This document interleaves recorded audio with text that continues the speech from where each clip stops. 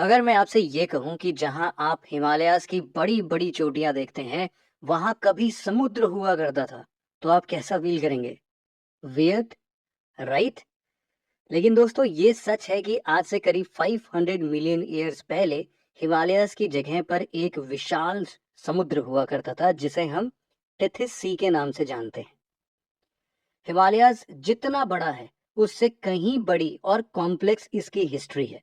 आज के इस वीडियो में हम हिमालयाज के इसी कॉम्प्लेक्स जियोलॉजिकल ओरिजिन को समझने की कोशिश करेंगे। लेकिन इससे पहले आइए देख लेते हैं कि हिमालयाज का हमारे लिए क्या इम्पोर्टेंस है। असल में देखा जाए तो हिमालयाज का लोकेशन भारत के लिए किसी वरदान से कम नहीं है। हिमालयाज की वजह से ना सिर्फ हमें नॉर्थ पोल से आ रही चिली साइबेरियन विंड से प्रोटेक्शन मिलती है, बल्कि मॉनसून से सब कॉन्टिनेंट में होने वाली हेवी रेनफॉल में भी हिमालयाज अहम भूमिका निभाता है। इसके अलावा हिमालयाज इंडिया के लिए चाइना के अगेंस्ट एक फॉर्मिडेबल फिजिकल बैरियर की तरह भी काम करता है। और सिर्फ इतना ही नहीं, हिमालयाज में पाए जाने वाले वाटर स्प्रिंग्स और ग्लेशियर्स फ्रेश वाटर के इम्पोर्टेंट सोर्सेज हैं। लेकिन हाल ही में पब्लिश्ड एक रिपोर्ट के अनुसार तेजी से हो रहे क्लाइमेट चेंज की वजह से नेक्स्ट कुछ डिकेड्स में हिमालयन ग्लेशियर्स 75% तक मेल्ट हो जाएंगे और हिमालयस के आसपास के रीजन्स में डिजास्ट्रस फ्लड्स देखे जा सकते हैं, जिसका आप अभी भी एग्जांपल्स देख सकते हैं। हिमालय की इस प्रेजेंट कंडीशन के बारे में जानकर आप अब ये सोच रहे होंगे कि आखिर हिमालयन रीजन में क्लाइमेट चेंज का इतना बड़ा इम्पैक्ट कैसे पड़ सकता है। इन सभी एस्पेक्ट्स को जानने के लिए हमें हिमालयन और उसके ओरिजिन के बारे में जानना होगा। लेकिन इससे पहले कि हम हिमालयस का कॉम्प्लेक्स जियोलॉजिकल हिस्ट्री समझें, आइए ब्रीफली समझने की कोशिश करते हैं कि आखिरकार माउंटेन्स फॉर्म कैसे होते हैं। माउंटेन्स कई तरीके के होते हैं, जैसे कि volcanic mountain, fold mountain, plateaus के फॉर्म में, फॉल्ट, ब्लॉक और डोम शेप्ड माउंटेन। लेकिन आज के डिस्कशन को हम फोल्ड माउंटेन्स तक ही सीमित रखेंगे। एक फोल्ड माउंटेन का निर्माण तब होता है जब दो या दो से ज्यादा कॉन्टिनेंटल टेक्टोनिक प्लेट्स एक दूसरे को पुश करते हैं और जिससे टेक्टोनिक प्लेट्स में एक जियोलॉजिकल प्रेशर काम करता है। इस प्रेशर की वजह से रॉक्स, डिब्रीज एटसेट्रा फोल्ड होकर सरफेस पर माउंटेन्स बनकर अपीयर होते हैं। जियोलॉजिकल लैंग्वेज में इस प्रोसेस को ओरोजेनी कहा जाता है। तो दोस्तों ये तो बात हो गई फोल्ड माउंटेन्स के फॉर्मेशन प्रोसेस की। अब आइए देखते हैं हिमालयास का फॉर्मेशन प्रोसेस क्या है। हिमालयन माउंटेन्स वर्ल्ड की टॉलेस्ट माउंटेन रेंजेस हैं, जो वेस्ट में पामिर नॉट से शुरू होकर ईस्ट में पूर्वांचल माउंटेन्स तक फैली हुई हैं। हिमालयन माउंटेन्स कोई एक माउंटेन नहीं है, बल्कि कई सारे माउंटेन रेंजेस का एक ग्रुप है, जिसमें trans Himalayas, greater Himalayas, lesser Himalayas, outer Himalayas और पूर्वांचल हिमालयास शामिल हैं। ट्रांस हिमालयास को हम लोग फर्दर बाइफरकेट कर सकते हैं काराकोरम, लद्दाख, कैलाश और जस्कर रेंजेस में।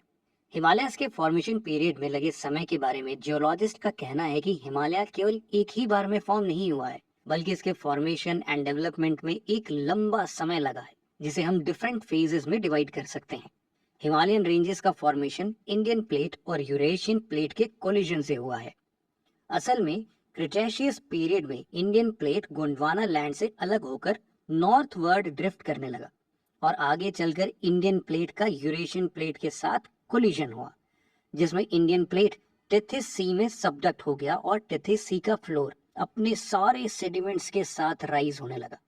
इंडियन प्लेट के कांस्टेंट नॉर्थवर्ड मूवमेंट की वजह से सेडिमेंटेशन और प्रेशर दोनों बढ़ता गया और सी फ्लोर के सेडिमेंट्स की लेयर्स फोल्ड होकर राइज होने लगी और इस तरह हिमालय माउंटेन्स राइज होना स्टार्ट हुआ। हिमालयन फॉर्मेशन के फर्स्ट फेज में ट्रांस हिमालयास और ग्रेटर हिमालयास का फॉर्मेशन हुआ। जैसा कि हमने पहले बताया कि हिमालयन माउंटेन्स का फॉर्मेशन टेथिस सी के फ्लोर के राइज करने से हुआ है। इससे हमें ये पता चलता है कि ट्रांस एंड ग्रेटर हिमालयास के फॉर्मेशन में टेथिस सी के ओरिजिनल फ्लोर सेडिमेंट्स का इंपॉर्टेंट कंट्रीब्यूशन था। असल में काराकोरम रेंजेस में पाई जाने वाली सेडिमेंट्स का कलर ब्लैक होने के पीछे टेथिस सी में पाए जाने वाले लिविंग क्रिएचर्स को माना जाता है, जो अंडर एक्सट्रीम प्रेशर और सेडिमेंटेशन के कारण ब्लैक फॉसिल्स में बदल गए और इस वजह से ट्रांस हिमालयास के ज्यादातर माउंटेन्स ब्लैक अपीयर होते हैं। इसके अलावा ट्रांस हिमालयस रेंजेस में ग्लेशियर्स के वास्ट रिजर्व्स भी शामिल हैं। वर्ल्ड की सेकंड हाईएस्ट पीक और इंडिया की हाईएस्ट पीक K2, जिसे हम गॉडविन ऑस्टिन के नाम से भी जानते हैं, ये पीक भी ट्रांस हिमालयस में ही लोकेटेड है। इन माउंटेन रेंजेस की एवरेज हाइट 3000 मीटर और एवरेज विड्थ 40 किलोमीटर्स है। ट्रांस हिमालयस का ज्यादातर पार्ट तिब्बत रीजन में आता है और इंडिया में ये मेनली जम्मू एंड कश्मीर और लद्दाख रीजन में फैला हुआ है। बात अगर अब ग्रेटर हिमालयन रेंजेस की जाए तो ये रेंजेस मेनली आर्कन रॉक से बनी हुई है और ये रेंज वेस्ट में नंगा पर्वत से आर्क बनाते हुए ईस्ट में नामचा बरवा पीक तक कॉन्टिन्यूअस है। जोजिला, बुर्जिल्ला, शिप्कीला और नाथुला इस रेंज में लोकेटेड कुछ इंपॉर्टेंट पासेस हैं। इसकी एवरेज हाइट 6100 मीटर्स है, जबकि एवरेज विड्थ अप्रोक्सीमेटली 25 किलोमीटर है। हिमालयन की मैक्सिमम हाईएस्ट पीक जैसे mount Everest, Kanchenjunga, K2, Dhaulagiri, नंगा पर्वत, अन्नपूर्णा इसी रीजन में आते हैं, जिनमें से माउंट एवरेस्ट वर्ल्ड की हाईएस्ट पीक है, जबकि K2 और कंचनजंगा भारत की first and second highest peak है। Trans Himalayas and middle Himalayas के बीच में ही काठमांडू वैली सिचुएटेड है। इंडिया में ग्रेटर हिमालयस की माउंटेन रेंजेस जम्मू कश्मीर से लेकर सिक्किम तक फैली हुई है। ट्रांस और ग्रेटर हिमालयन रेंजेस के बाद लेसर हिमालयस या मिडिल हिमालयस का फॉर्मेशन हुआ।